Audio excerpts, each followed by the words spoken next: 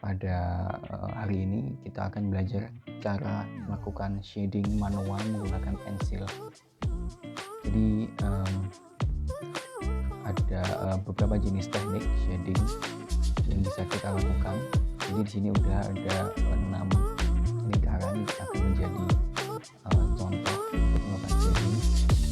Dan setelah itu nanti kita akan belajar tentang melakukan shading pada objek-objek yang berbeda daripada lingkaran. Yang pertama kita akan belajar mengenai jenis-jenis shading dan penerapannya. Jadi di sini sudah ada 6 lingkaran dan anggap saja ini bentuk bola dimensi gitu. Jadi yang pertama untuk teknik shading itu ada namanya hatching.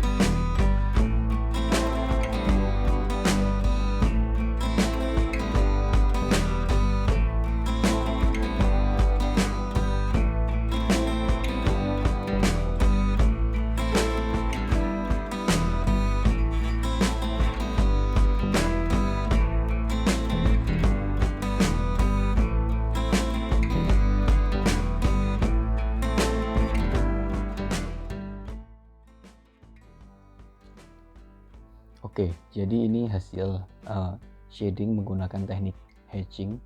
Jadi kalau kita lihat dari objek bolanya sendiri, ketika cahaya datang dari kiri atas, maka area yang ini dia mulai menipis dan tidak ada shading garis-garis yang tebal ke arah situ. Sedangkan pada beberapa bagian yang mana dia gelap, kalau kita lihat cahaya dari sini, maka sinar akan mengenai beberapa area di sini, dan akhirnya ada beberapa area yang tidak terkena sinar seperti di area ini, di area sini. Jadi di bagian sini dia mulai terlihat gelap, apalagi ada di bagian bawah karena dia lebih jauh, lebih tertutup bagiannya, sehingga area di sini menjadi lebih gelap. Kemudian area yang di atas ini jadi sedikit lebih gelap karena dia tidak menerbitkan cahaya dari arah kiri, sedangkan posisi area di sini adalah di kanan. Nah, untuk area di belakang di sini dia ada sedikit tidak terlalu gelap pada bagian bawah.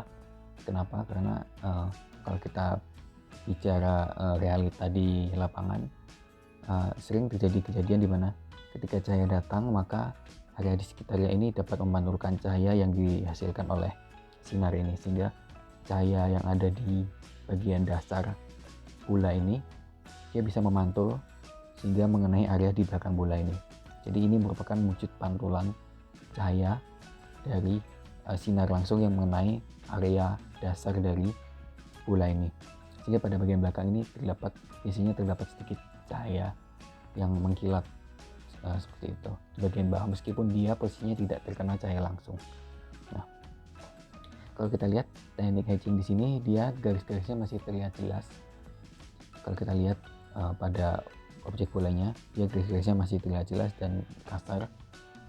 Namun poinnya adalah wujud 3 dimensi dari bola ini sudah mulai terbentuk dan terlihat, sehingga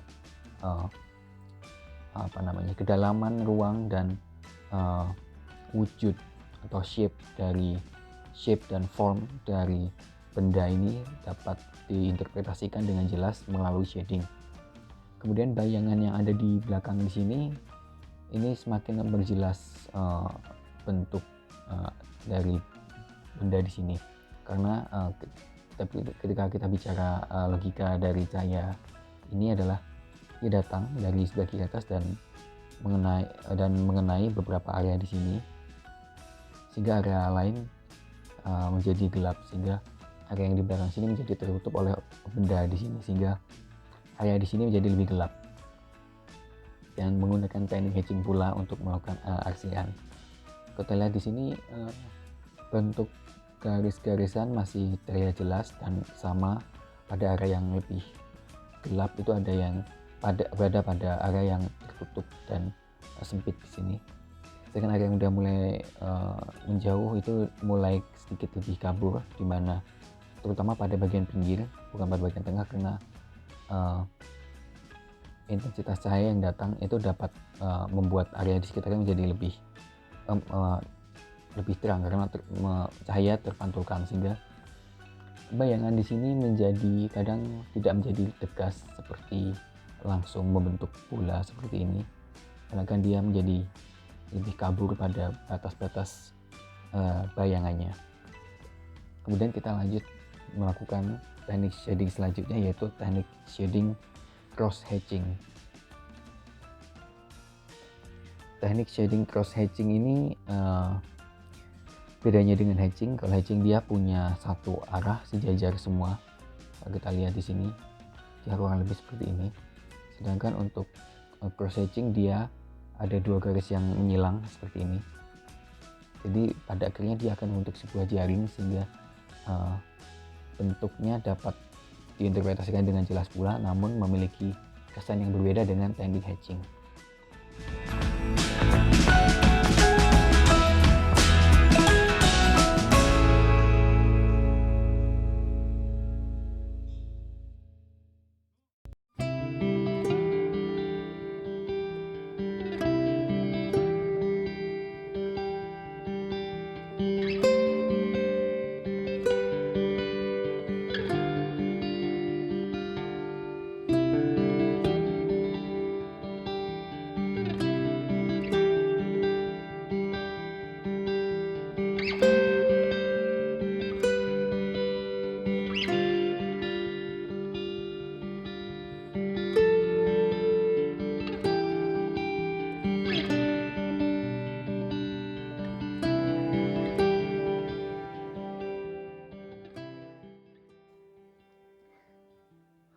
Ini merupakan hasil dari teknik shading cross hatching. Jadi kalau kita lihat dia punya 2 garis yang saling bersilangan, punya 2 arah, dibandingkan dengan hatching yang punya 1 arah. Dan pada teknik cross hatching kita lihat dia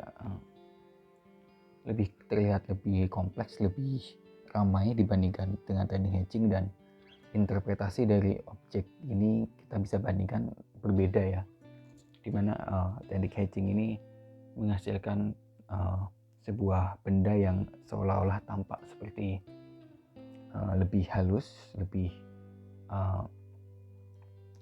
smooth, sedangkan untuk yang teknik cross hatching dia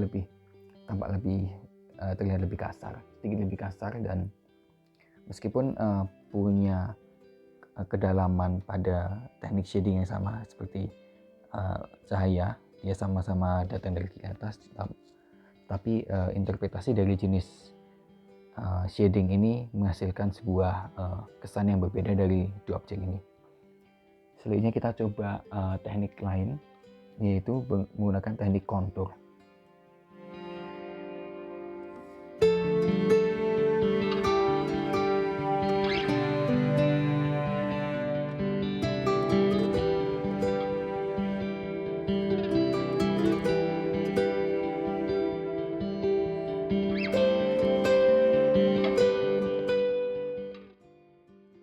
Jadi kalau kita lihat, dia memiliki berbeda dengan kedua teknik sebelumnya. Jadi dia memiliki garis-garis yang mengikuti kontur dari objek ini, objek dari benda 3 dimensi yang kita maksud.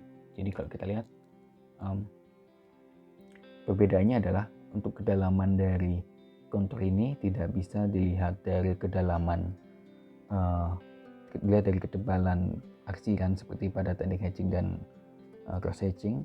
Sedangkan untuk teknik kontur itu kedalamannya bisa dilihat dari arah-arah dan garis-garis yang muncul dari pola yang mengikuti kontur dari objek. Sehingga kalau kita lihat di sini, kalau kita buat dia melengkung mengikuti kontur, maka kita paham bahwa bentuk dari objek yang kita maksud di sini adalah bola, karena dia memiliki lengkungan seperti ini. Berbeda jadinya jika misalkan kita anggap saja yang ini perbandingnya, mungkin kita garisnya lurus seperti ini saja, maka interpretasi dari bentuk 3 dimensi itu tidak begitu nampak. Kalau kita lihat, jika dia hanya lurus saja, maka kita tidak bisa membayangkan bahwa ini adalah sebuah bentuk bola. Sedangkan dengan teknik kontur dia jelas mengikuti sebuah pola kontur, maka kedalamannya dilihat dari pergerakan garis kontur ini. Selanjutnya kita akan mencoba melakukan teknik sketsa, Selanjutnya kita akan mencoba melakukan teknik arsir atau teknik shading stippling. Jadi stippling ini tekniknya dia dengan membuat titik-titik pada objek sehingga dia memiliki pola dari bentuk 3 dimensi dari objek ini terlihat jelas dan dapat diinterpretasikan dengan jelas.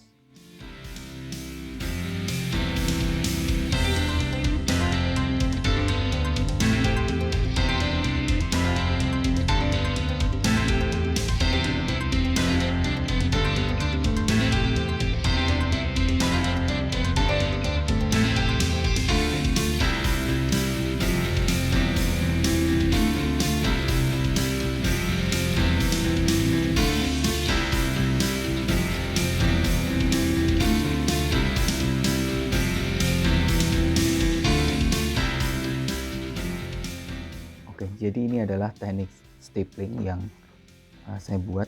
Jadi ini tadi membuatnya menggunakan tinta sehingga lebih cepat karena dia punya ujung yang lebih tebal. Kalau menggunakan pensil agak terlalu lama. Jadi kalau kita lihat di sini titik-titiknya kita bandingkan dengan teknik hatching ya.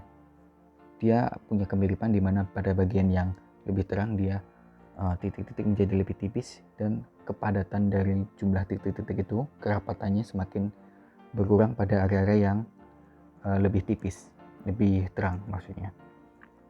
Kemudian pada area yang lebih gelap, dia kerapatannya mulai lebih tinggi dan ketebalannya mulai lebih banyak. Begitu pula dengan bayangan yang dihasilkan dari cahaya yang datang dari sebelah kiri atas.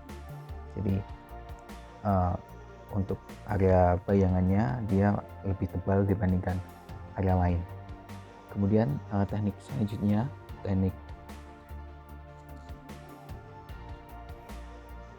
yang kelima adalah teknik scribbling atau scribble. Jadi teknik ini memiliki kemiripan dengan teknik yang sebelumnya, berbeda dengan kontur. Jadi dia lebih kedalamannya dapat ditujukan dari ketebalan arsiran dan juga kerampatan dari arsiran sendiri. Jadi untuk scribbling atau scribble, perbedaannya adalah dia arah arsirannya dia bebas atau lebih mengacak. Jadi dia hanya mengikuti dari pola garisan yang kita buat melalui intuisi kita sendiri. Jadi hasil akhirnya yang penting adalah dia memiliki wujud yang tepat dan memiliki pola pembayangan dan pencahayaan yang tepat dari sinar yang datang.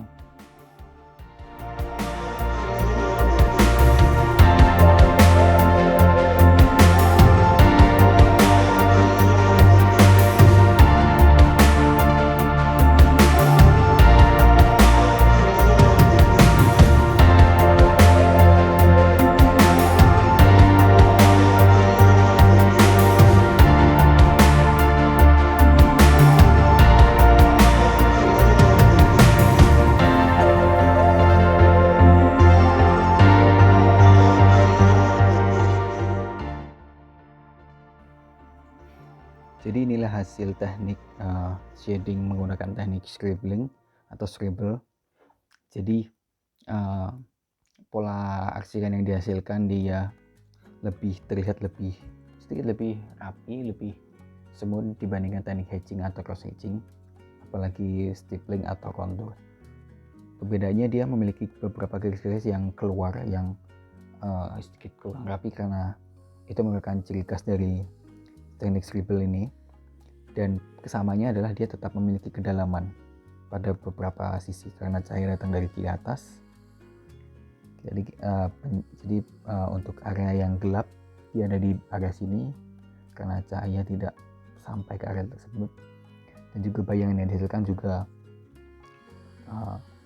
jatuh seperti bagaimana bayangan bola ini menutupi area di bidang dasar. Jadi untuk area shading pembayangannya dia juga menggunakan teknik scribble. Dia terlihat lebih acak dan untuk kegelapannya sendiri dia lebih gelap dibandingkan area objek 3 dimensinya. Tujuan area di sini jadi lebih gelap adalah untuk membedakan antara objek bendanya dengan area bayangannya. Kalau kita lihat teknik scribble ini dia lebih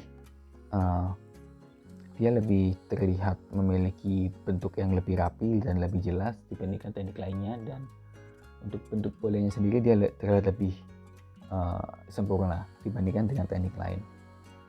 Kemudian teknik selanjutnya adalah teknik arsir atau teknik shading circularism atau circular. Jadi dia sedikit mirip dengan teknik scribble atau scribbling, dimana kalau scribbling dia lebih bebas arah gerakannya, sedangkan teknik circularism atau circular dia lebih rapi, dimana bentuknya pola lingkaran, sehingga dia tidak akan ada garis-garis yang keluar seperti di teknik scribble ini.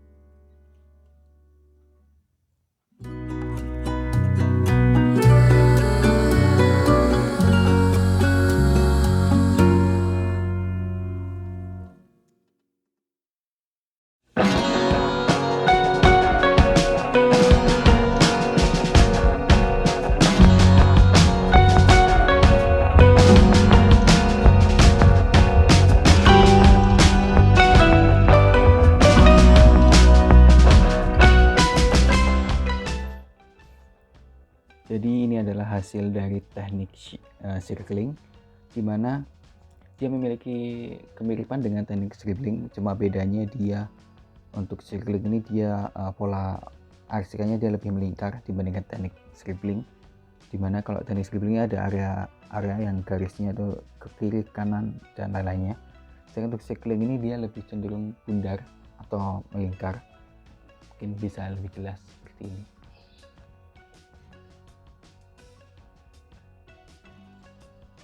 Jadi kalau kita perjelas untuk scribbling dan circling, yang circling dia lebih memiliki pola lingkaran, sedangkan teknik scribbling dia terlihat lebih mengacak. Oke, jadi itu adalah teknik-teknik yang bisa kalian pakai untuk melakukan shading pada objek untuk menggambar manual menggunakan pensil. Kalian bisa memilih beberapa jenis ini, dan itu untuk fungsinya sendiri tergantung. Kalau misalnya untuk teknik untuk menggambar wajah, menggambar sketsa bangunan dan lainnya, umumnya biasanya menggunakan teknik hatching, cross hatching, atau mungkin kontur kadang sekali menggunakan itu, dimana kalau teknik untuk menggambar bangunan biasanya dia lebih ingin menonjolkan dari bentuk dan juga bayangan, sedangkan untuk teknik menggambar wajah umumnya dia lebih ingin memperlihatkan sebuah detail atau sebuah form dari sebuah wajah itu. Kalau untuk wajah biasanya dia menggunakan teknik scaling atau scribbling, atau biasanya dia campuran atau mungkin lebih halus lagi dengan bantuan tangan atau tisu atau alat-alat lainnya, sehingga hasilnya akan menjadi lebih halus dan lebih rapi lagi. Dan untuk teknik stippling ini dia lebih variatif, umumnya kadang dipakai untuk objek-objek peralatan atau mungkin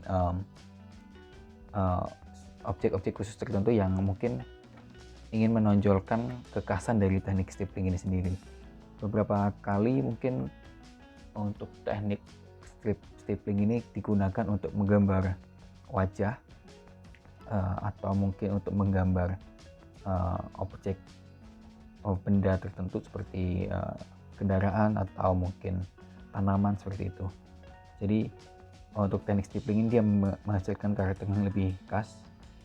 Untuk kontur sendiri, selain untuk arsitektur atau untuk bangunan, dia umumnya digunakan untuk alam atau kondisi lanskap atau pemandangan seperti itu. Sehingga kalau kontur ini misalkan kita ada di dekat sebuah perbukitan atau di pegunungan, teknik kontur ini akan jelas menggambarkan bagaimana ketinggian dan pola bentuk dari bukit atau bentuk dari lanskap dari pemandangan yang kita lihat. Kurang lebih itu materi yang bisa aku sampaikan untuk teknik shading dan beberapa cara-cara lainnya. Mungkin selanjutnya kalian bisa lihat untuk teknik shading pada objek, dimana kalau ini kan kita membedakan beberapa jenis cara melakukan shading. Jadi ada beberapa pola pergerakan tangan yang kita lakukan di sini, ada berbagai jenis. Di sini ada 6 yang umumnya dipakai. Kemudian untuk yang video selanjutnya kalian bisa lihat itu adalah bagaimana menempatkan shading dengan tepat untuk objek-objek tertentu, sehingga bayangan itu dapat diinterpretasikan dengan jelas, dimana area-area gelap dan area terang itu bisa sesuai dengan kondisi realitas. Sekian video ini. Jika ada yang ingin kalian tanyakan, kalian bisa komen. Terima kasih.